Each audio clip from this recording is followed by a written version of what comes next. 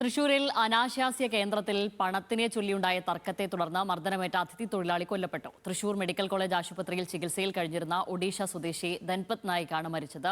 സംഭവത്തിൽ തൃശൂർ നഗരത്തിൽ വാടക വീടെടുത്ത് അനാശാസ്യ കേന്ദ്രം നടത്തിവന്ന 6 അംഗ സംഘം അറസ്റ്റിലായി.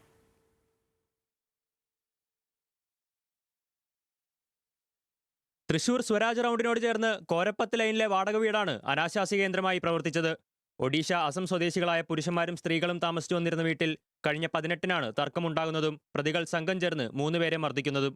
മർദ്ദനത്തിൽ പരിക്കേറ്റ ഒഡീഷ സ്വദേശി ധൻപത് നായിക് ചികിത്സയിലിരിക്കെ ഇന്നലെ വൈകിട്ട് തൃശൂർ മെഡിക്കൽ കോളേജിൽ വെച്ചാണ് മരിച്ചത്. ഇതിനു പിന്നാലെ ഇയാളെ മർദ്ദിച്ച 4 സ്ത്രീകളെയും 2 പുരുഷന്മാരെയും തൃശൂർ ഈസ്റ്റ് പോലീസ് കസ്റ്റഡിയിലെടുത്തു. ഈ 4 സ്ത്രീകളും 2 പുരുഷന്മാരും ഉണ്ടായിരുന്നു എന്നുള്ള വിവരം ആരും തന്നെ ഈ ഏരിയയിൽ അറിഞ്ഞിട്ടില്ല എന്നുള്ളത് അത്ഭുതകരമാണ്. പോലീസ് വ്യക്തമായ അന്വേഷണവുമായി മുന്നോട്ട് പോകുന്നുണ്ട്. യാതൊരു രേഖകളും കൃത്യമായ അറിവുമില്ലാതെ വാടകയ്ക്ക് കൊടുക്കുന്നുണ്ട്. വളരെ അപകടകരമാണ് അവസ്ഥ. അപ്പോൾ തീർച്ചയായും വളരെ വ്യക്തത ഉള്ളവർക്ക് മാത്രമേ വാടക വീട് കൊടുക്കാൻ പാടുള്ളൂ. ഒഡീഷ അസം സ്വദേശികളായ ഹുസൈൻ, മൊഹദി നായിക്, മസുനി, റുബീന ബീഗം, മൊസൂമ നസറീൻ എന്നിവരാണ് പിടിയിലായത്. പ്രതികളിൽ ഒരാൾ ഒഡീഷയിലേക്ക് രക്ഷപ്പെട്ടതായാണ് പോലീസ് നൽകുന്ന വിവരം. മാസങ്ങളായി പ്രവർത്തിച്ചിരുന്ന അനാശാസ്യ കേന്ദ്രത്തിൽ സ്ത്രീകളെ തേടിയെത്തിയ ധൻപത് നായിക്കും മറ്റ് 2 സുഹൃത്തുക്കളും പണത്തെ ചൊല്ലി തർക്കമുണ്ടാവുകയായിരുന്നു.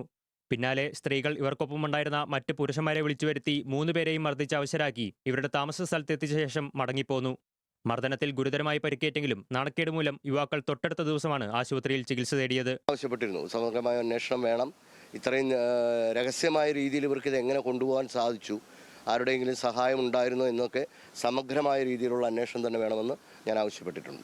ധൻപത് നായിക്കിനൊപ്പം ഉണ്ടായിരുന്ന സുഹൃത്തുക്കളുടെ മൊഴിയുടെ അടിസ്ഥാനത്തിലാണ് 6 പ്രതികളെ പോലീസ് കസ്റ്റഡിയിലെടുത്തത്. വിശദമായ ചോദ്യം ചെയ്യൽ പൂർത്തീകരിച്ച് ഇവരുടെ അറസ്റ്റ് രേഖപ്പെടുത്തും. കൊല്ലപ്പെട്ട ധൻപത്തിന്റെ മൃതദേഹം തൃശൂർ മെഡിക്കൽ കോളേജ് ആശുപത്രിയിൽ പോസ്റ്റ്മോർട്ടത്തിനായി സൂക്ഷിച്ചിരിക്കുകയാണ്.